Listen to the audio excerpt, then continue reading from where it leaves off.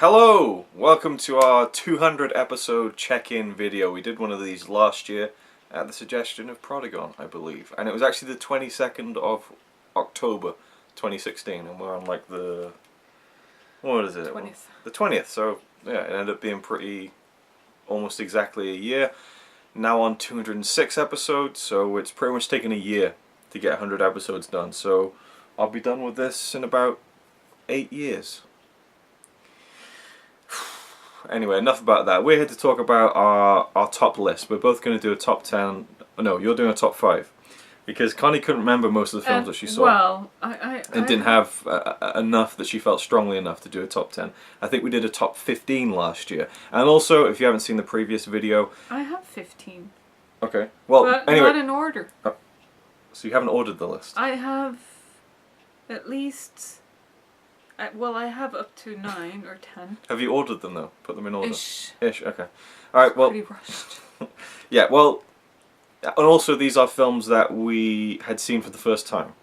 Because obviously, we watch, you know, like Aliens and all that kind of stuff, with Star Wars, so those aren't going to be on the list because we already know we like them. There's films that we've seen for the first time between episode 101 and 200.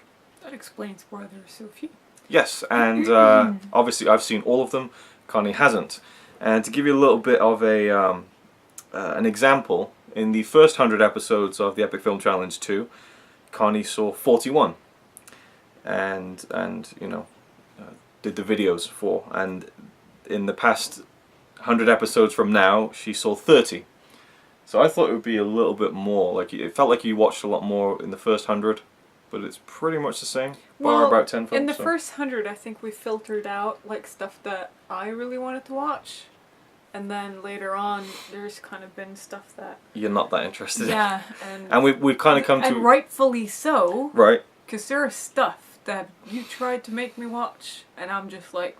Yeah, there's been a couple, no. and I've talked about it before, yeah, so it is what it is. And we've come to the kind of quasi-agreement now that I'm not going to try and force her into films if she's not really going to be that interested in them. As much as I love doing these videos with Connie and having her involved in the series, I'm not going to, you know, push a square peg into a round hole. We watched the first 20 minutes of The Wicker Man, she wasn't enjoying it, she stopped watching. It is what it is. I think she should have watched it, but it is what it is. Life moves on, so a round peg will fit into the square hole sometimes. If it's smaller than the square, yeah. Yes. That's a good point. But the square, right, yeah, that doesn't fit into the... That was the point I was trying to make. Exactly, so, I'm just saying, like, the other way around it could go. Also, for a bit of perspective, very quickly without talking about any of them, here are our top 10 lists for the first 100 episodes. Mine was number 10, The Kid Brother, number 9, Tootsie, number 8, On the Waterfront, number 7, Harold and Maude, number 6, 7, number 5, King Kong, number 4, The Seventh Seal, number 3, Grave of the Fireflies, number 2, Kramer vs. Kramer, and number 1, The Sting.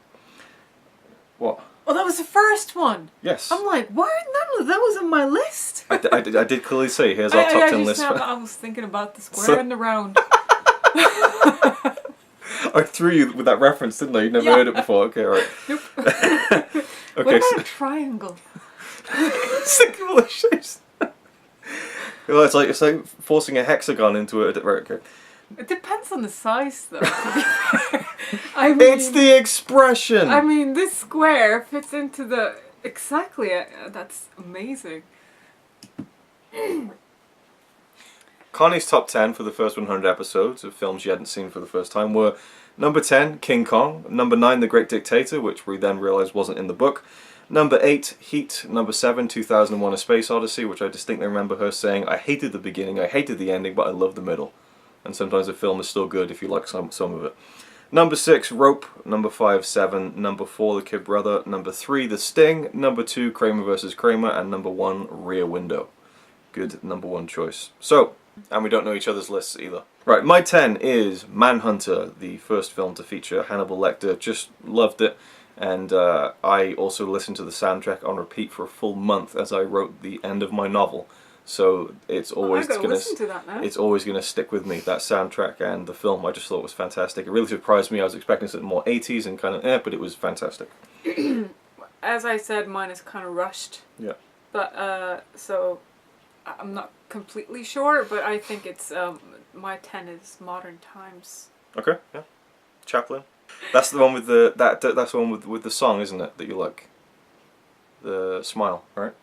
Yeah. Yeah. Okay. Number 9, The Birds, which we watched very recently. I was not expecting to enjoy it as much as I did. I thought it was great. Really loved it. Wow. My number 9, I think, is Dog Day Afternoon. Okay.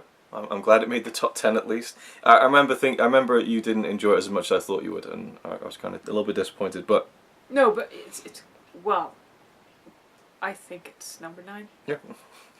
Okay. Number 8, Anvil, the story of Anvil.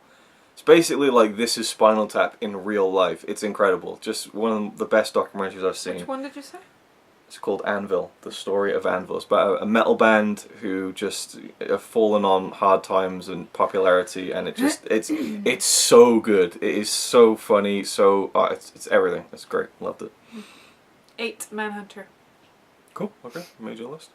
My number 7 is The King of Comedy, Martin Scorsese film with Robert De Niro. I think it's one of De Niro's best performances. It's so against type. And, Why didn't I see that? You saw most of it. I was watching it on Netflix, and you watched most of it, but you didn't sit down and watch the full whack. So, but great. Well, that's why it didn't make the list for me, I guess. Yeah. My number 7 is The Usual Suspects. Yeah, it didn't even. I have an honorable mentions list. It didn't even make that. I liked it. That was one. It's because I remember it, and I have a much shorter list than you do. Yeah, that's the thing. Like, it was almost like with you. Like, well, I know the film, I remember it, but all the details just seemed to fade away. I didn't find it that memorable. It was really good, but it didn't stick with me. It really they didn't do stick fade with me. away, but I just remember really enjoying it. It is great, but and it didn't being stick. great, and it had a nice twist. It did, yeah. And I don't remember what the twist was right now, but I remember there was a twist. You remember reacting to a twist. I remember the twist, but I don't remember who the twist was exactly. Wow, that really speaks to it, doesn't it? Well, I do remember who the twist was, but I don't remember what he looks like. I remember the twist, but I don't. It's like a dream, kind of. This video. You wake up and you're like, I know what I dreamt, but I can't remember. This video is like a dream. Alright, what's your 6? My number 6 is The Exorcist. Isn't that like an expression? What? What's your 6? Like, what's your location? I think that's Watch It 20, maybe. I don't know. Could be, yeah, I'm not sure. Anyway, The Exorcist, I was expecting this to be like a good horror film that's a bit overhyped and I could watch it, review it and get it done with, but man, this was just so incredible. If I want to talk about a film that like gave me the strongest emotion, it'd be that. Like, it just, my heart was kind of pounding throughout, just like the whole film. Like, it's so scary for what it's supposed to do. Well, not scary, just like gripping. Terrifying. And it has maybe one of the best examples of a dream in a film, you know, which isn't even to do with like the horror elements. It's just a dream a character has, to me, just felt so much like an actual dream. You know, it's not just a scene where it's like, oh, it was a dream at the end. Like, it felt like a dream, which is really hard to pull off, it seems, because I don't really see it done that well very often. The Exorcist would be very high up on my list as well as a good movie, but I just never ever want to watch it again because it's terrifying to me. Okay. I find possession movies so scary in general. Yeah. And it being that old just goes through me even more. What's this? This is 6? Yeah. Minus the birds. Cool. I can see why. It's very good. Yeah. My number 5 was Hoop Dreams. Incredible documentary. One of the best documentaries I've seen. Said that about Anvil, but I mean, this is a real masterpiece of documentary filmmaking. Just so well done. And such a great story. It's kind of almost like Boyhood in a way. Didn't take place over as much time, but you really see those two guys just grow up, and the twists and turns is just incredible. Yeah. Your number 5? 4? I just want to say that some of these are like, it's not like my favorites necessarily, but it's a mixture of my favorites, and they make it up there because you're so old, and I just respect what they could do. Okay. Okay? Yeah. 5 is The Vanishing. Mm-hmm. Because it was great. Mm. It was just... Great thriller. I was so surprised by it too, because yeah, you weren't he expecting made me much. watch it, and I was just like, really? A Dutch-French movie? Oh, this is my night wasted, and it ended up being so freaking great, seriously. Yeah. So, yeah, I'm really happy about that. Number 4, The Vanishing. Loved it. Just amazing. I feel like the rest here is going to be pretty similar. No. Well, maybe. Well, no, it's not. It's not actually. Yeah, Vanishing was just one of the best thrillers I think I've seen. So, your number 4? Yeah. Okay. The Graduate. Okay. Okay. I just remember really liking it. I really, really enjoyed it. It was funny and it was interesting and it's such its own genre. So I guess Vanishing, when it comes to thrillers, it would make it over that because it's not a thriller, but it's just right. We have to judge films in their own genres sometimes as well. Yeah. My number 3 is, and this is a hell of a top 3. So hard to decide between these 3 films. Sunset Boulevard, which I'm definitely showing to you. Amazing. Is that the such a good film. Where you showed me the intro scene No. with the car and they're walking? No, that was Touch of Evil. We talked about that in the last 100 video. I still haven't seen that. Still haven't seen it, no, but yeah. But I want to. Sunset Boulevard's fantastic. It's about this aging actress who was a big star in the silent era, and she's now nobody, and she wants to make a comeback, and it's just a great film noir. Just, so good. LimeWire. Limelight. LimeWire. That's the old downloading thing. Limelight. What about it? Old silent movie actor, and he's now. Oh, right, yeah, you're making a comparison. Yes. Yeah, there's a similar theme there, I guess, about recapturing old glory, although the lead character in Sunset Boulevard is a lot more delusional and unhinged than Calvero in Limelight, but yeah, that's my number 3. You want to guess what my number 3 is? Your number 3... I don't know which films it could be. Were you looking at my list for? I was just looking at you. You're not looking at my list. I don't want to guess. I can't think of the films that you have seen that... It's a Wonderful Life. That's low. To me, that's like one of the best. Compared to the first 2? Well, okay, well, we'll see. I'm intrigued now. It's low. Yeah. I'm intrigued now. Okay, all right. You will not think it's low when okay, you know so what the top 2 all right, are. so your thoughts on It's a Wonderful Life, briefly? Oh, it's just great. Yeah. I can't wait to see it again this Christmas. Yeah. Like I gotta wait until December to watch it again. So this is I want this to be our new Home Alone. This is ridiculous. Like I did this thing on Twitter. Like if you like this, low 3. yeah, so I did this thing on Twitter where you post saying like this post, and how many people like it. For each like, I will post one of my favorite movie performances, and then like I attach like a GIF or a picture of the actor, and I did George Bailey in It's a Wonderful Life, and I put in a GIF. And just thinking about the film almost made me tear up, like, which is ridiculous, but like that's how great the film is to me. Anyway, right? George Bailey. That's what's his name? Jimmy Stewart's character in It's a Wonderful Life. Oh, okay. So I just thinker. I just remember James Stewart, not Jimmy. James Stewart, not Jimmy. Charlie Chaplin. You Charles don't say Chaplin. Jimmy Bond, do you? It's James People Bond. called him Jimmy Bond. People don't. Jimmy Bond. No Jimmy Bob. no one calls James Bond Jimmy Bond, but people called him Jimmy Stewart. It's just it's got to be James. It's a nickname. Okay. Right. What's your number 2? My number 2 is The Graduate. Oh wow! Okay. After I finished it, I just thought. I was starting to wonder if you weren't gonna put it on the list because when you said, "Oh, The Graduate," like when I said The Graduate, you were like, "Huh." I thought that was not fairly low, but like to me, like I think it's one of the best films I've seen. Just like purely executed, like everything was just so well done, and I enjoyed it as well. So. But it goes under Modern Times. Under It's a Wonderful Life. Yeah, I'd agree with that. Yes. Yeah, for and sure. the next one coming up as well. Is your number 2 next? Mm-hmm. Okay, well, your number 2. You want to guess? No idea. I got no idea. No Country for Old Men. Of course, yeah. If I knew that was one of them, then I would have definitely pegged that one on your list. That's almost like a no. And do you now think that obviously that one goes over It's a Wonderful Life? No, I'd pick. But they're so different though. No, I'd say It's a Wonderful Life is better than No Country for Old Men. I mean, it's a fantastic thriller. You know, just incredible. But it's just the performance and all of it. Yep. All right, so my number 1. And again, it is a flip up between these 3, but my gut tells me my number 1, my favorite film I've seen for the first time over the past 100 episodes is Dog Day Afternoon. Because I mean, I watched it, and then I watched it again the week later to show it to Connie. That's how much I liked it. Which was actually I didn't think about that. My number 1 for the first 100 episodes was The Sting. And when I watched that, it was so good. The very next day I showed it to Connie because I just wanted to share it with her. So the only time that's happened is with both films that I would pick my favourite out of the 200 episodes. But yeah, Dog Day Afternoon, I think it's just... It's great. I mean, I've said incredible too many times in this video already, but it was just awesome. Just all across the board.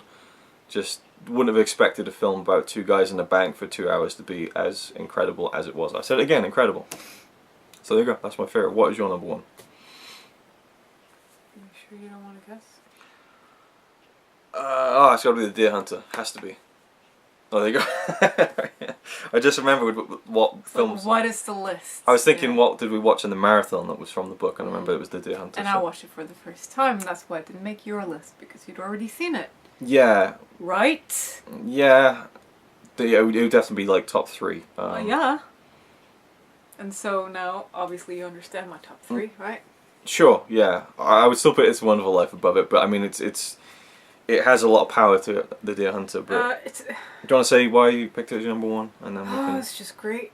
Well, the 3-part thing, how you get to know the people first, and you end up caring about them. Just De Niro's performance throughout the whole movie is he's just carrying the whole weight of it, and then obviously Christopher Walken as well. It was cool to see him before he became Christopher Walken.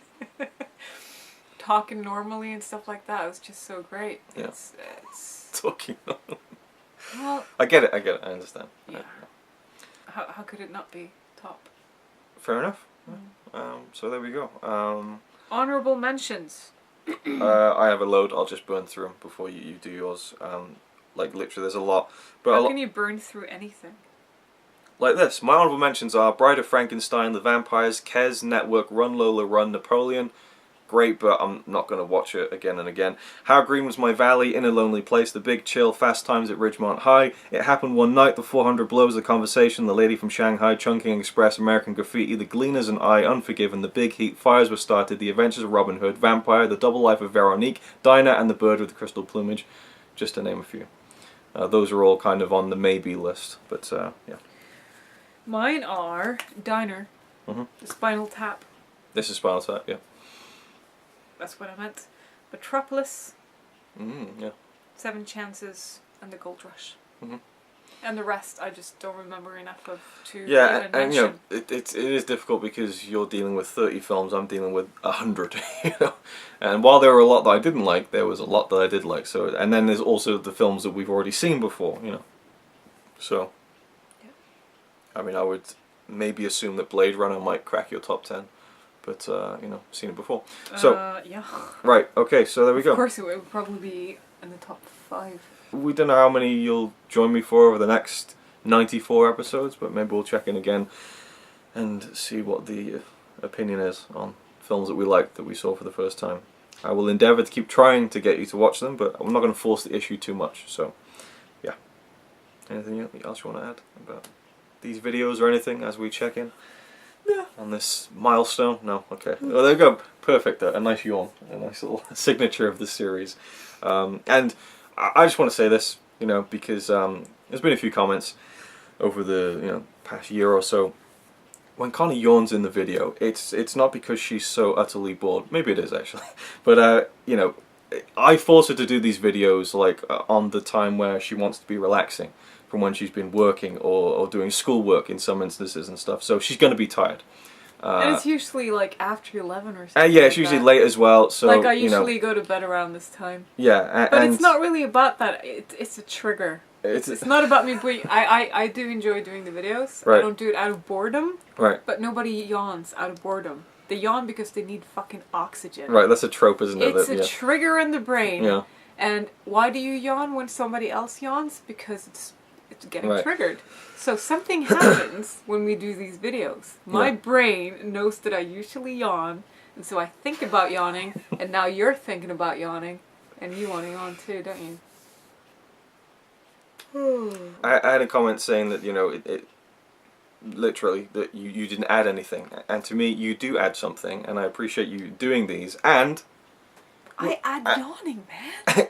She adds yawning, but at the end of the day, also, these are just us talking about films. We're not like, this isn't an entertainment program. You know, if you get entertained by our discussions, that's great, but that's not the the real, you know, purpose. So, you know, I love having her in the videos. She'll continue to be in the videos, and that's that. And it is what it is. So. He just put his foot down. The foot goes down. He scared Lily. The TV stays. Okay, thank you for watching. See you in the next one.